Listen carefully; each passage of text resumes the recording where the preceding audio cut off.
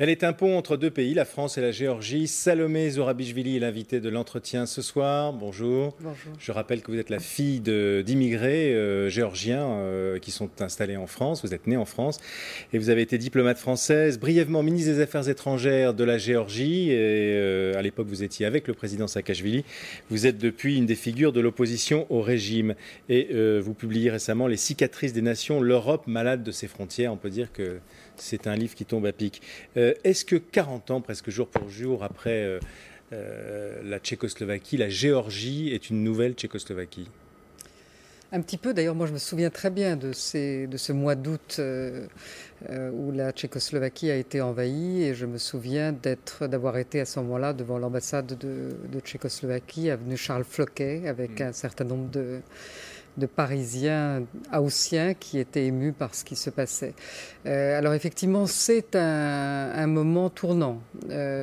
C'est un moment tournant parce que c'est la première fois que la Russie post-soviétique se comporte un peu comme la Russie soviétique avant, c'est-à-dire qu'elle passe les frontières d'un pays indépendant, qu'elle franchit avec des moyens militaires, à la fois les frontières terrestres, aériennes, maritimes de ce pays qu'elle a pourtant reconnu, dont elle a reconnu l'indépendance, dont elle n'a jamais reconnu encore les frontières. C'est ça qui nous ramène au livre, c'est peut-être ça le problème. Ouais, est-ce que vous pensez, d'abord, pour rester sur l'actualité, est-ce que vous pensez que les Russes veulent rester en Géorgie? Ils sont à Gori, ils sont à Poti, le port sur la mer Noire, malgré leurs promesses de retrait dont on voit à peine les prémices. Est-ce que vous pensez qu'ils vont rester en Géorgie? Je pense qu'ils vont faire durer le plaisir, autant qu'ils vont pouvoir le faire. Ils sont en train, en ce moment, de tester non pas tellement les capacités de patience ou de réaction géorgienne, ils sont en train de tester les capacités de patience et de réaction occidentale et en l'occurrence plutôt européenne, pour voir jusqu'où ils peuvent aller trop loin. Et en réalité, ils ont là un terrain d'exercice, je dirais presque parfait, parce que personne, évidemment, n'est en mesure de les faire reculer, de faire appliquer l'accord qu'ils ont signé pourtant. Je ne crois pas qu'ils aient l'intention durablement d'occuper militairement la Géorgie. C'est pas le but, c'est d'obtenir que cette pression militaire, que cette occupation militaire leur permettent d'exercer une domination politique. C'est plutôt ça l'objectif. Plutôt que la Tchécoslovaquie, on pourrait dire qu'il y a un risque de finlandisation de la Géorgie, c'est-à-dire qu'ils y installent petit à petit des hommes à eux et que...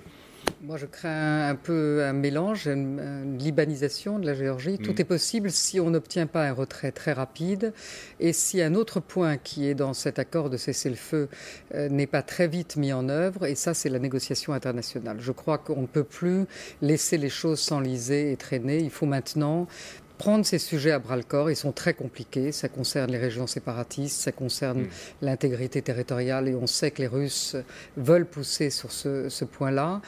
Mais je crois que personne n'a rien à gagner à mettre le sujet sous le tapis et à penser qu'on peut éviter de le traiter de front. Je crois qu'il faut le traiter de front, aussi, je dirais, pénible soit-il ce sujet, aussi douloureux peut-être parce que la Géorgie vient de connaître une défaite militaire, et que quand on est en situation de défaite militaire, il est clair qu'il y aura des sujets difficiles, mais ça n'empêche pas que je crois que le moment est venu et que personne ne peut laisser passer ce moment. Alors, poursuivons les comparaisons. En 68, au moment de la Tchécoslovaquie, personne n'a bougé en Occident.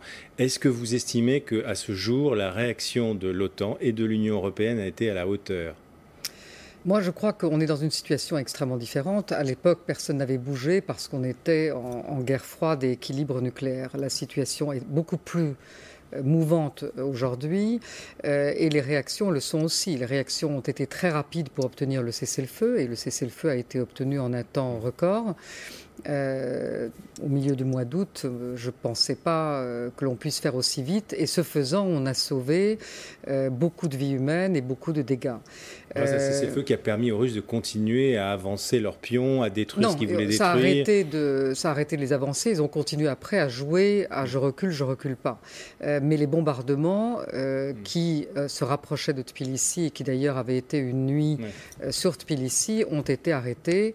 et ainsi que la destruction proprement dite de tout ce qui était les infrastructures géorgiennes. Donc on a arrêté quelque chose, on n'a pas encore fait reculer, et c'est le deuxième test, mais je crois qu'il y a un engagement véritable des Européens qui s'est manifesté aussi par ces réunions au cœur de l'été, que ce soit dans le cadre de l'Union européenne ou de l'OTAN. Ceux qui attendaient la réaction militaire, moi je n'en étais pas. Je connais mes Européens et je connais mes Américains, et je savais, d'abord parce que les Américains avaient maintes fois prévenu la Géorgie, que dans ce genre d'aventure, ça serait tout seul. Donc moi, je ne pense pas qu'on aurait pu attendre plus. En revanche, maintenant... Vous êtes sûr de ça? Vous ne pensez pas qu'il y a eu un rôle des États-Unis qui ont peut-être un peu... Je suis absolument sûre, et je passe mon temps partout à dire que moi je sais, parce que j'ai entendu les hauts responsables américains, d'abord quand j'étais ministre et ensuite quand j'étais dans l'opposition, donc Condoleezza Rice à sa dernière visite, prévenir, mettre en garde. D'ailleurs, l'un des plus fidèles amis personnels, puisque c'est lui qui se définissait ainsi, le numéro 4 ou 5 du département d'État, Matthew Bryza, a lui-même, il y a 2 jours, déclaré que les Américains avaient effectivement mis en garde et n'ont pas été écoutés. Ça, c'est pour la relation États-Unis-Géorgie. Mais puisque vous êtes diplomate, je me demande si vous auriez été parfaitement à l'aise aujourd'hui, si vous aviez été toujours diplomate française. Et est-ce que les Occidentaux ne sont pas trop timorés face à la Russie? C'est la question que tout le monde se pose. Non, je ne crois pas, parce que je sais exactement, et je crois que nous savons tous, qu'est-ce que les Occidentaux, les Européens en l'occurrence, ont comme moyen de levier et de pression. Très peu. C'est une négociation très difficile quand d'un côté la Russie a le rapport de force en sa faveur, elle est sur place et elle a connu une victoire militaire. Et de l'autre côté, quoi? Les sanctions sur quoi? Sur le gaz, ou le début d'une guerre commencée par l'Union européenne. Franchement, les gens qui crient le plus pour une intervention plus musclée, je ne crois pas qu'ils soient même eux en faveur de ça. En revanche, là où je pense, et je l'ai écrit, qu'il y a eu peut-être, on n'a pas complètement joué sur tout l'éventail de ce que l'on peut avoir, je pense que l'OTAN aurait pu un petit peu plus rétablir l'incertitude. Ce qui est très grave aujourd'hui. Rétablir l'incertitude, ça veut dire quoi? C'est-à-dire que les Russes ne pensent pas que quoi qu'ils fassent et jusqu'où qu'ils aillent, il ne se passera rien. Il ne s'agit pas de menacer, il s'agit de rétablir l'idée qu'il y a quelque part une ligne rouge et que ce risque existe. Parce que la ligne rouge, eux, les Russes l'ont mis, pour eux, c'est l'entrée de la Géorgie dans l'OTAN. Si la Géorgie... Non, je ne crois pas. Non, je ne crois pas. Je crois que c'est un des prétextes. Je crois que c'est un des prétextes, et je crois que l'entrée de la Géorgie dans l'OTAN, c'est dans un contexte. Aujourd'hui, c'est insupportable pour la Russie parce qu'elle l'a décrété et qu'elle se sent en position de force. C'est quelque chose qui peut changer demain, qui a été différent hier. Moi, je me souviens de Lavrov quand on avait des conversations sur la négociation sur le retrait des bases militaires. Le ministre des Affaires étrangères russe. Le ministre des Affaires étrangères russe, qui n'était pas aussi...